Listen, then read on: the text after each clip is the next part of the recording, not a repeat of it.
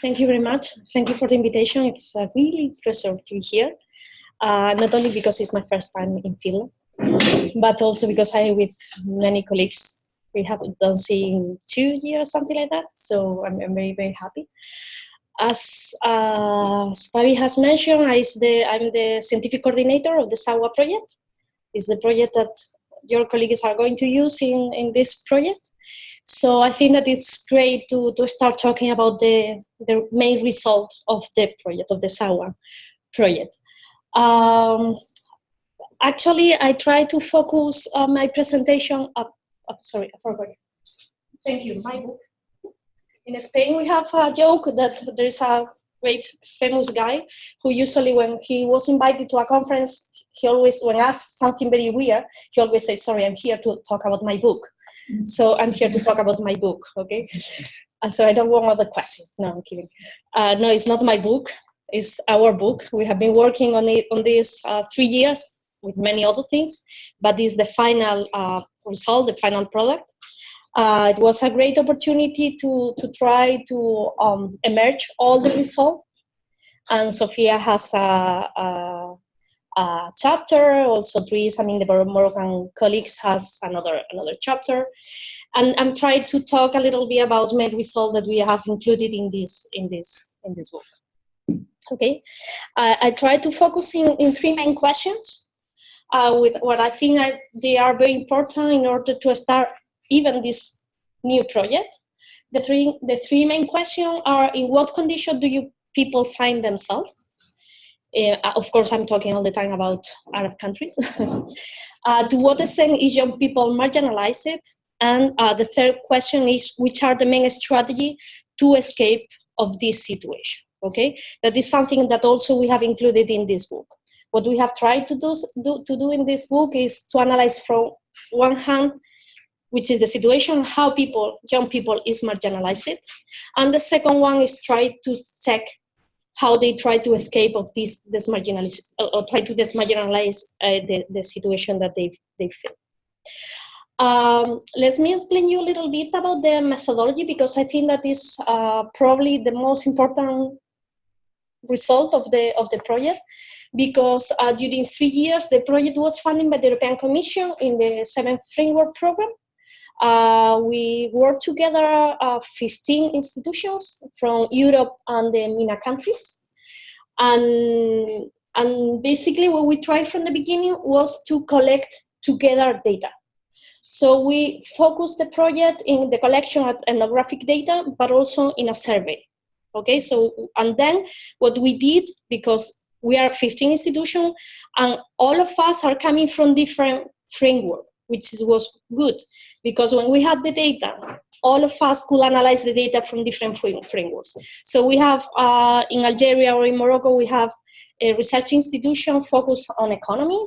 Here in Finland, we have people focused on political issues.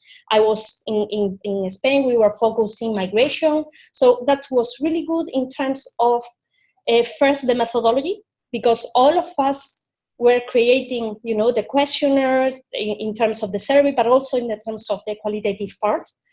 And also we have the opportunity to analyze the data from our perspective, okay? When we are talking about young people, we try to take what United Nations say about what means to be young. So we analyze people between 15 and 29 years old. We focus in 5 countries: Algeria, Egypt, Lebanon, Morocco, and Tunisia. And actually, we have in each of these countries, we have an institution working with us in the project. The topics, even this project, what works, is going to focus on employment. And it's clear why it is employment. I will explain it later. But we analyze other issues. We analyze education, employment, and social inclusion, political participation and mobilization, culture and values, gender issue, migration, international mobility, public policy, and international cooperation, and the relationship between public policy and international cooperation. The youth survey is a representative cross-cutting survey, and we try to, we did it actually. We surveyed 10,000 youngsters 2,000 per country. The ethnographic fieldwork, we try to do like a mix of methods, of techniques, but at the end we have like 230 informants in the whole project. We did a focus group, in-depth interviews, also some observation, and so on. Okay. If you want more information about the methodology, we can talk quite a lot later after my presentation. Let me focus a little bit more about the general result. Of course, I think that there is something important. Even we are talking about the region, we are talking about MENA. Something that we have very clear with this project is that we cannot talk about region. Okay, every country is very different from the others. So we have all the time to focus in every country. And I think that is very important, and it's clear in this book. Even the first part of the book is analyzing country by country. The second part tried to give an overview of the region. But if you finally read some of this chapter, you will see how we try all the time include example country by country, because they are so different. They have contexts so different, they have problems so different, that all the time we are trying to use this. Like, okay, this is happening in this country, but you have to take into account that in other countries happen different things, and so on. So, which is the general overview of the project or the result? What we have found when we are analyzing young people is that there is a feeling of frustration. I mean, something that we have found around the data, the quantitative and the qualitative data, is that there is this feeling of frustration because there is a multiple marginalization. Okay, young people feel marginalized from different contexts, from the social, from the political, from the economy, even from the family. Why? Because basically, and that's because of this project, this project is going to focus on employment, because the main problem for all of them is the employment situation. It's the economical situation of all this country. Actually, you have here a figure which is coming from the survey data. When we ask them about which are the main problem, or which one do you think is the main problem in your country, as you can see in green, you see the economic one. Young people is worried about jobs. People is worried about a standard of living, and of course they are worried about the economic situation. So that's because if we have to choose a topic to analyze in MENA, when we are talking about youth, we have to focus on the economic situation, because it's the main problem for them. The second one, I mean, if we put together the economic situation, we include education, but we have to take into account that when we ask young people about education, of course they link with the economic situation, because of course education is the step to go to the labor market. And of course, when we ask them about what is happening with education, they say that there is a lack of opportunities when you have a level of education. Actually, you have presented before, even when you have a high level of education, it is very difficult to go to the labor market. So that's because it's also related. What is going to happen? This frustration is basically because as young people cannot go to the labor market, they cannot be independent from their families. They don't have the autonomy by themselves, and they are thinking all the time that there is a delay to go to the adulthood. So they cannot cross from to be young to be adult. Okay, so that's because we are talking about frustration. What we have seen is a triple process. The first one, they are excluded, they are marginalized, and I will explain why. They feel marginalized. It's not only that the real data are saying us that they are marginalized, also they feel marginalized. They feel excluded from the economic, political, and social context. But something that we have found, and something that we try to include in our book, is that they are trying to escape from this marginalization. They are doing many things in order to dismarginalize themselves. Even though, as I will explain later, they are vulnerable. I mean, because at the end they have to work outside, of the common context. I showed you this. Okay, when I'm talking about demarginalized, I will show you some data. I will start with education. Something that is very relevant is that when we are talking about marginalization, we are, as I mentioned before, we have to focus country by country, but of course we have to focus in different individual characteristics. This means we have to take into account gender, we have to take into account where people live, of course not the same, the rural and the urban areas, and of course we have to take into account the social background and the education background. Okay, not everybody is feeling or having the same marginalization than others. For instance, oh sorry, it has moved. When we ask to them about education, if they attend to general education, you can see differences between male and female in the first table. And in the second table, when you ask them about the same question, but to differentiate between rural and urban areas, again, we see differences, okay? It's exactly the same when you talk with them about the level of education, the differences between rural, again, and urban areas.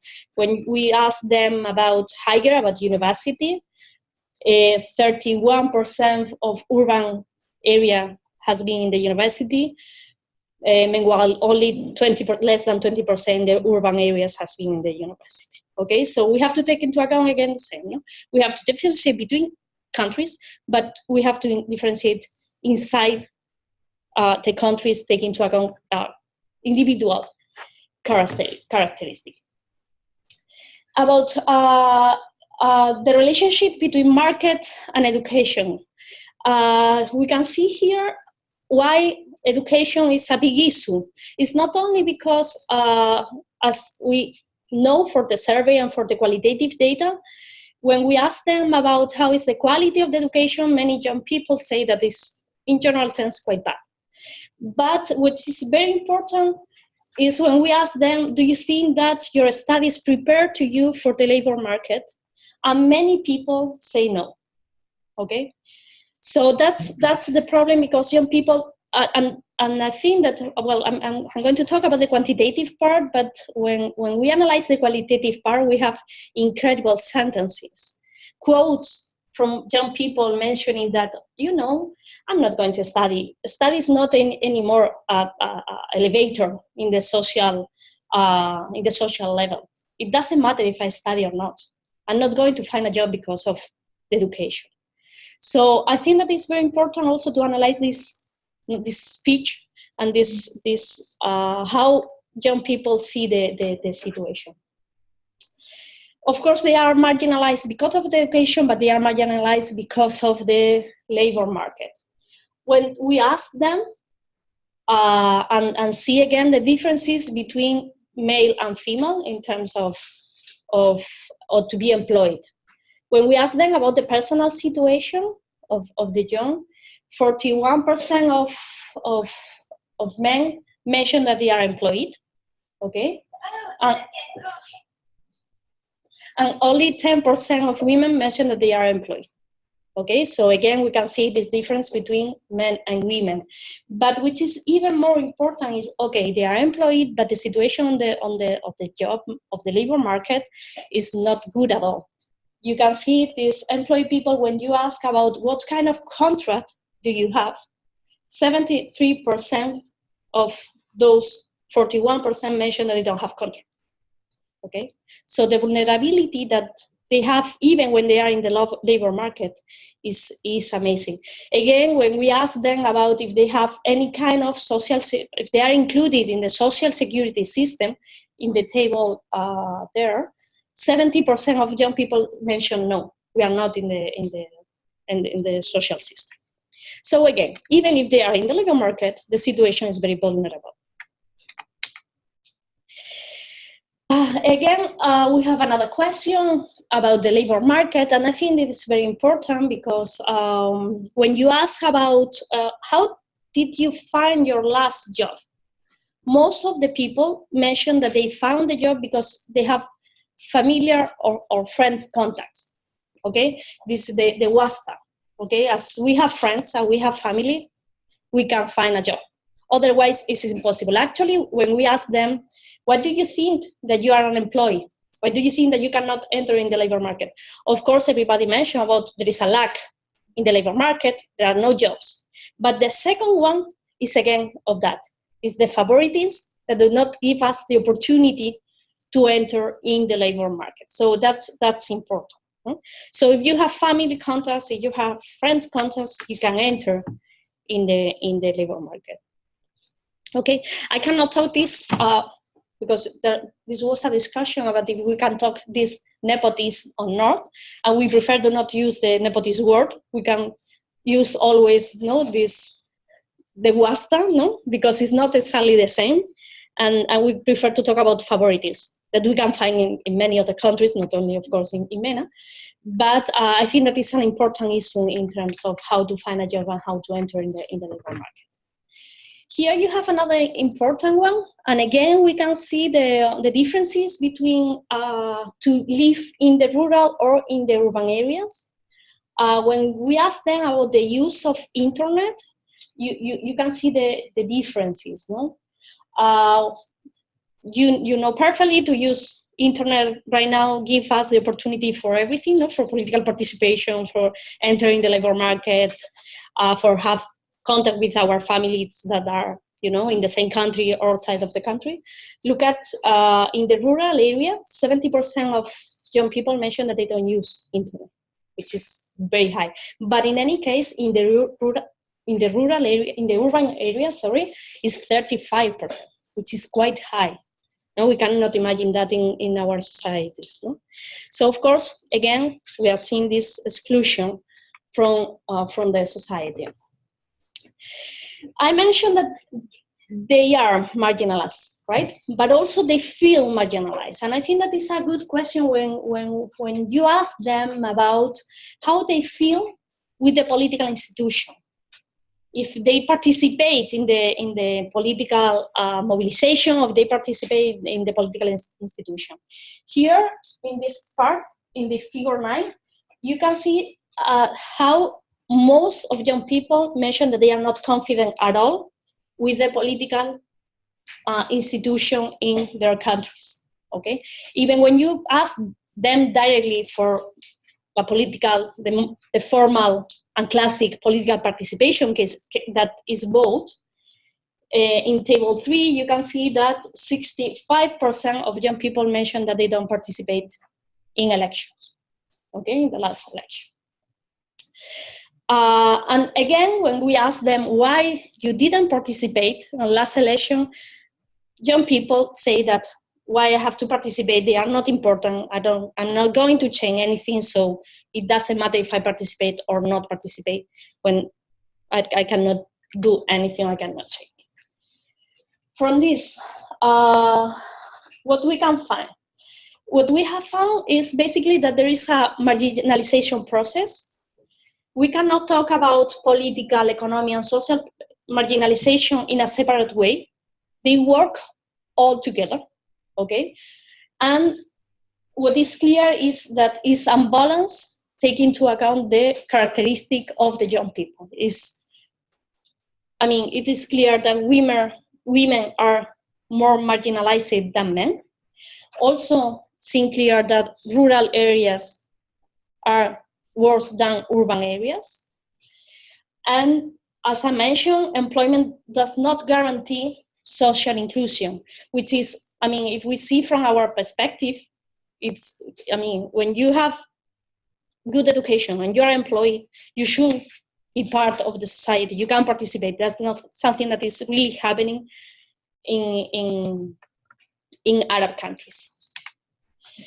To finalize, let me just mention some of the strategies that young people is using in order to, let's say, to play with this marginalization. Okay, of course they don't feel part of the political, the context and the economic situation, but they try to play with their own tools.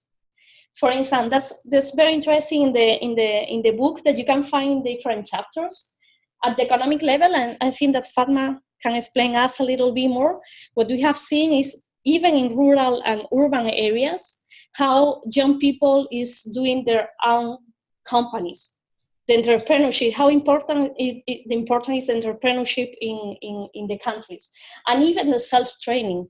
If education is not important, or if education is not giving them the opportunity to match with employment, they are trying to look for themselves how to be trained by internet, for instance, or with other colleagues, okay, to take the tools in order to work in the labor market. At the social level, the Tunisian case is very interesting too, because they explain us how women, through unions, through associations, are trying to not only to be recognize themselves as women, but also to participate in the social context, in the political context. Okay, and I think it's a really good chapter to see how women in Tunisia are trying to find their own places. It's the same with migration. Migration is another result that explain how young people is trying to be marginalized. We asked them in the survey about if they would like to migrate, and almost 25% of young people is mentioning that yes, that they would like to migrate. And also we have a chapter about Lebanon, which is very interesting. How in Lebanon, because this is the region, okay, this the mean of the region, but in case of Lebanon, close to 50% of young people mention that they want to leave the country, okay, and they see the migration like the opportunity to be part of the society. And finally, at the political level, again, we have included in the book some chapters about in the case of Algeria, how young people is in humanitarian association, in local associations, in order to participate at the local level, because they found that it's impossible to participate in highest level or in higher level. So they are working in different associations in order to be part of something and trying to change their societies from them. Again, we have included some example of art, how they are using music, how they are using graffitis, internet, how Facebook or Twitter are being used to be part of the community. Here you have a question about the participation of the younger. Look, you can see how, the formal participation, like to participate in political parties, in political movements, it's very low, but how other kind of participation, like cultural association, humanitarian association, are much more important than the formal one. In any case, even they are trying to find their own paths, which is clear after our analysis, is that even they found the only way to participate using these tools, which is look more or less clear, is that they maintain and they remain this vulnerable situation. So even they are trying to find new paths, the general context do not give them the opportunity or the chance to be part of them. And I leave here, I think, yeah. So thank you, and you have questions, we can talk later.